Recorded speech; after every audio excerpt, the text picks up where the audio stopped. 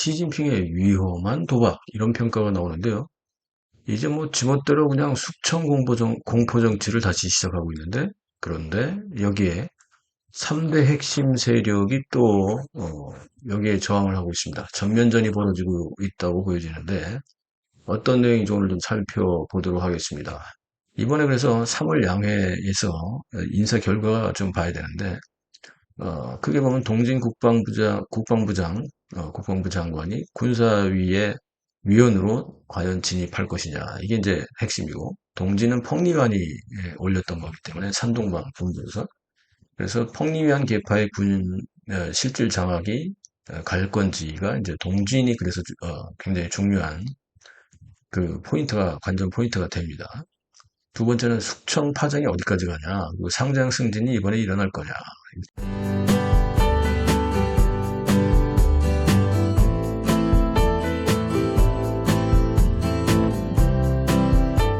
안녕하세요. 네. 믿고 보고 믿고 차는 채널 김상순 TV입니다. 시진핑 권력 투쟁 분석을 오랜만에 또 정리해 보겠습니다. 113번째인데요. 시진핑의 위험한 도박 이런 평가가 나오는데요. 이제 뭐 지멋대로 그냥 숙청 공포 정치를 다시 시작하고 있는데 그런데 여기에 3대 핵심 세력이 또 여기에 저항을 하고 있습니다. 전면전이 벌어지고 있다고 보여지는데 어떤 내용인지 오늘 좀 살펴보도록 하겠습니다. 2026년 현재 1월 달에 뭐 그 장효샤가 체포된 이후부터는 시진핑 3기 체제에서 이제 1인 지배를 넘어서 조직의 근간을 파괴하는 조직적인 자가 면역 질환 단계에 진입했다. 즉 병이 아예 그냥 제대로 걸렸다. 뭐 이런 얘기가 나올 정도입니다. 예. 뭐 1인 천하에 그냥 스스로 갇혀버린 꼴이 되고 있는데 이걸 견제해왔던 장효샤가 그냥 순식간에 무너지면서 결국은 이제 그런 현상이 나타나고 있습니다. 그래서 하나씩 좀 살펴볼 텐데요. 장효샤를 체포한 이후부터 지금까지 이렇게 보면 지금 슬라이드에 나오는 것처럼 진도 9의 지진이 벌어졌다. 예, 엄청난 거죠. 진도 9면. 그래서 군부 최고 실권자의 전격 체포에 이어서 이게 이제 1월 24일이죠. 아시다시피. 그런데 그것뿐만이 아닙니다. 장유샤나 뭐 유전이뿐만이 아니고 계속해서 많은 사람들이 지금 현재 체포를 당하고 있습니다. 그 숙청이 엄청나게 지금 후폭풍이 불어지고 있는데 그러다 보니까 제가 뭐 계속해서 말씀드렸듯이 장유샤가 이 시진핑의 되치기를 항상 조심해야 된다고 말씀을 드렸는데 결국 이제 지금 그걸 못해서 군부 전체를 포함해서 뭐 중국 공산당 전체가 지금 문제가 되고 있는데요. 일단 이 슬라이드에 지금 보시는 것처럼 숫자로 본 숙청의 해부들 좀 보면 20기 중앙규율위원회에서 5차 전체회의에서 군부위원들의 결성을 보면 22명 중에 10명이나 불참이됐습니다. 그러니까 45.5%. 예. 1년 전이 전원 출석을 했습니다. 그러니까 2025년. 근데 뭐 이게 이제 뭐 완전히 군지부가 급격한 증발이 된 거죠. 그리고 최근에 보면 최소 13명 플러스 알파 상장, 즉 대장급이죠. 이 정상 직무 수행이 가능한 현역 상장은 남아있는 4명 사람은 이거 뭐 4명에 불과합니다. 4명. 그러니까 낭만 상장이 13명 플러스 알파.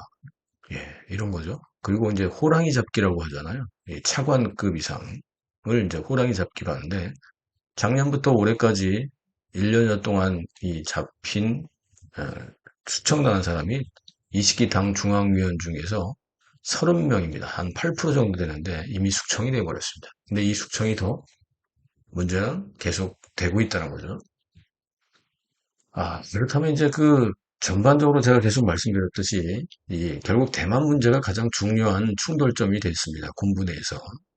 그래서 2027년까지 시진핑은 뭡니까? 정치적인 이데올로기로 자기가 인민해방군 건군 100주년 이전에 대만을 무력 통일하고 싶어 했던 거죠.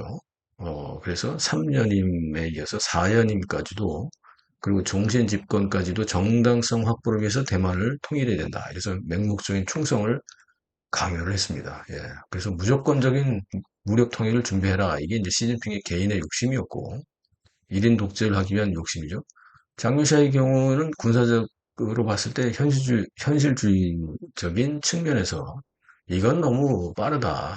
그래서 개인의 정치 이데올로기로 즉 정치공학적인 이유로 이렇게 할 수는 없다. 그래서 2035년 정도까지 준비했다가 하는 것이 어떠냐. 그리고 어, 대만 방어 체계는 이스라엘 다음으로 견고하기 때문에 그렇고 또 우크라이나전 같은 경우도 단기전으로 끝날 줄 알았지만 장기화돼서 지금 3년, 4년차로 들어가고 있고 또 미국이나 서방이 개입하게 되면 이건 쉽지가 않다.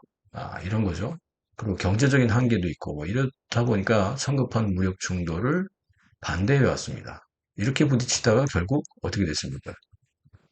7상팔하 뭐 67세는 위임하고 만 68세 이상은 퇴임하는 관례도 파기했고 그런데 장유샤 같은 경우는 72세인데도 정치국 잔류를 허용을 했었거든요.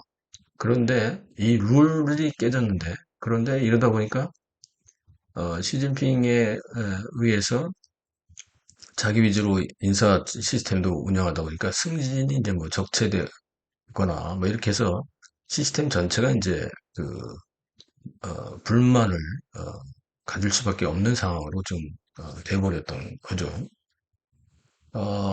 결국 이제 그러다 보니까 지휘부 같은 경우는 뭐 중앙군사위 같은 경우는 지금 어쨌든 이제 뭐 다 7명이 이제 구성원인데 다 날라가고 시진핑과 장성민만 남아 있습니다. 예, 장성민 이제 두 사람만 남아 있는 거죠. 이럴 정도로 이제 전대미문의 권력의 군부 권력의 공동화 현상이 나타나 버렸습니다. 그러니까 그 다음을 그러면 이 빈자리를 누가 채우느냐? 이게 이제 뒤에 숨어 있는 이 사람들이 결국은 다시 특히 이제 펑리위안 같은 경우는 시진핑의 부인으로서 권력을 사유화시키고 원래 군의 그 군악대 출신이라서 소장 계급을 달고 별 하나요. 예, 중국은 소장이 별 하나죠. 그래서 간부평가위원회에서 이 인사 심사를 하는 뒤에서 하다가 결국 이제 이게 들켰죠. 장 여사한테. 그리고 이때부터 이제 시진핑과 장 여사가 갈라서는 두 번째 이유가 됩니다. 첫 번째는 이제 대만 무력 침공 시점을 가지고 있었던 거고 그 차이치가 이제 결국 뒤에서 이 차이치와 펑리위안이 장유사와 류전리를 대신하게 되는 이런 구도로 지금 간다. 이렇게들 평가가 지금 되고 있습니다. 그런데 그렇다면 뭐가 문제냐면 이제 이 화면에서 보시는 것처럼 이 3대 핵심 세력과의 정면전을 벌일 수밖에 없습니다. 첫 번째는 당연히 군부 세력이 반발할 수밖에 없습니다. 앞에서 봤던 그 자료처럼 차이치는 당 소속이고 퍼스트 레이디이긴 하지만 그리고 예전에 군부 출신이긴 하지만 정통 군부는 아니죠. 군악대 출신이니까. 그래서 펑리위안이 이 두 사람이 그 군부에 또 다시 장유샤 류전리가 체포된 뒤에 영향력을 발휘하기 시작한다. 이건 군부의 기득권들이나 전통의 군부 세력들은 이걸 수용할 수는 없죠. 그 다음에 두 번째는 태자당입니다. 이 혁명 원료의 자제그룹인 태자당이 이렇게 뭐, 특히 태자당 군부의 핵심이었던 장유샤가 이런 식으로 몰락하니까 여기 불만이 많이 쌓여있고, 당 원로들도 이미 뭐 후진타오 강제 퇴진을 포함해서 불만이 쌓여있는 상태에서 군부, 태자당, 당 원로들이 결국 이제, 반발하게 되는, 그래서 시진핑 쪽하고 이제 전면전이 벌어지는 이런 상태까지 가고 있다는 이제 내용들이 나오고 있습니다. 결국 지금 현재는 예, 조용한 저항이 시작되고 있다. 군부도 그렇고요. 맨 오른쪽에 화면에 장성들이 침묵하고 있고, 예, 군부도 그렇고 또 군부라든지 이런 사상학습에서 시주석 호칭이 계속 고의적으로 빠지고 있습니다. 예. 그리고 전인대에서도 장유샤가 류전리의 대의원 박탈 안건이 처리가 유보되고 이렇습니다. 그러니까 명령이 한마디로 안 먹히는 거죠. 이렇다 보니까, 이제 관료제가 그냥 멈춰버렸습니다. 그리고 그 정치 판도 싸움에 경제는 또 더 악화되고 있고요. 이를테면 이제 시진핑의 공포 정치가 다시 시작되면서 1단계는 끝없는 숙청이 다시 시작되다 보니까 금융, 에너지, 사법 시스템 전반으로 숙청이 확대됐고요. 기회를 위해서는 요즘은 AI 시스템을 동원해서 가족, 지인, 옥죄기 방식으로 물론 이제 예전에는 관시로 다 살았는데 관시만 있으면 그게 오히려 독이 되는 상황이 되어버렸습니다. 예. 그래서 2단계는 복지부동이 일상화되고 있다. 결제를 안 하면 책임질 일이 없다 보니까 그냥 업무를 태만하거나 뭐 회피하는 거죠. 예. 책임질 일은 안 해버리는 거죠. 그러니까 이제 상시적인 감시와 공포로 인해서 고위 관료들은 정책 결정을 회피하거나 이러다 보니까 행정이 마비되고 그리고 3단계에서는 사회나 경제적 붕괴 현상이 지금 나타나고 있다. 이런 내용들이 나오고 있습니다. 예, 제가 방송에서 했었던 것처럼 상하이나 신천시 같은 경우도 이미 그런 상황이 나타나고 있죠. 자, 그렇다 보니까 이제 대만 해협 같은 경우가 결국은, 시진핑으로서는 또, 그 출구 전략의 하나로 또 쓰려고 생각하는 것 중에 하나일 텐데,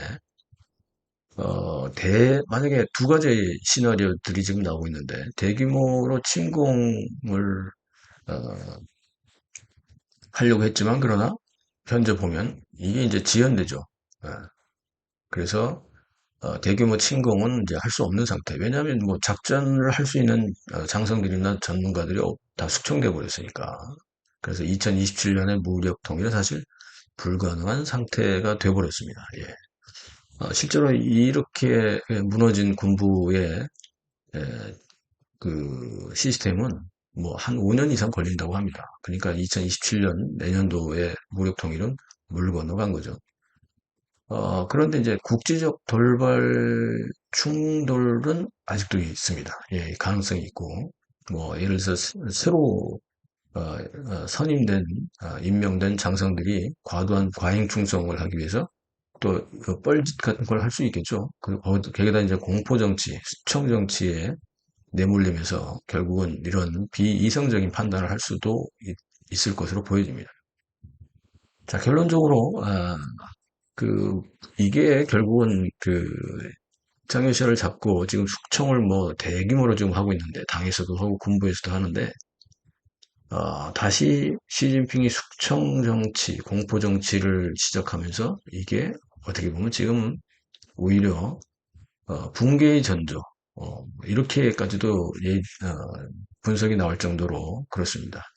이번에 그래서 3월 양회에서 인사 결과가 좀 봐야 되는데, 크게 보면 동진 국방부 장관이 군사위의 위원으로 과연 진입할 것이냐. 이게 이제 핵심이고, 동진은 펑리완이 올렸던 거기 때문에 산동방 군부에서. 그래서 펑리완 계파의 실질 장악이 갈 건지가 이제 동진이 그래서 굉장히 중요한 관전 포인트가 됩니다. 두 번째는 숙청 파장이 어디까지 가냐. 그리고 상장 승진이 이번에 일어날 거냐. 이를테면 뭐 동부정구, 중부정구, 이 사령관들이 상장 승진이 될 건지. 그리고 또 군 내부 다른 상장이 많이 지금 부족하죠. 이게 채워질 건지, 또 여기에 대한 군부 반발이 어떨지 이런 것도 봐야 되고요. 또 마지막으로 세 번째는 지방 군벌화 및 소극적인 결탁. 즉, 이제 뭐 서부정구, 북부정구 뭐 이런 지역에 장교사 지역에 있던 그 군부 세력들이 과연 계속해서 시진핑에 충성할 거냐 뭐 이런 것들이 지금 이제 나오고 있어요. 그래서 이번 양회가 끝나는 3월 중순 이때에 또 새로운 큰 변화가 있을 걸로 보여집니다. 아무튼 지금 현재까지 분위기는 1월 24일 이후부터 지금까지 장군사 체포 이후에 군부를 포함한 당의 엄청난 숙청이 다시 재개되고 있어서 뭐 이 친중파들이 또 최근에 신났더라고요. 예, 거봐라 뭐 시진핑이 다시 잡아가지고 뭐 난리 났다고 이렇게 또 헛소리들 하고 앉아 있는데 그러나 기층에서 지금 벌어지고 있는 그런 내용들은 사실상 그렇게 지금 오히려 탄탄한 그런 것이 아니라 오히려 위기를 자초하고 있다. 시진핑의 도박이 시작됐고 3대 전통 세력이 전면전을 벌일 정도로 지금 그 위기 상황이 있다 이런 내용입니다. 오늘 영상 어떻게 보셨습니까? 예, 이 영상은 그 생방송으로 다시 충분한 내용을 더 상세하게 설명하기 위해서 생방송으로 제가 준비를 하도록 하겠습니다. 최근에 다시 또 이게 뭐 그렇습니다. 이 자동 구독 취소되고 알림도 취소되고 이렇게 되고 있습니다. 그래서 구독 체크 다시 한번 해주시고요. 예, 예. 편집 후원에 참여해주시는 모든 분들께 깊이 감사드립니다. 예. 시청해주셔서 감사합니다. 생방송에서 더 상세한 말씀 드리겠습니다. 감사합니다.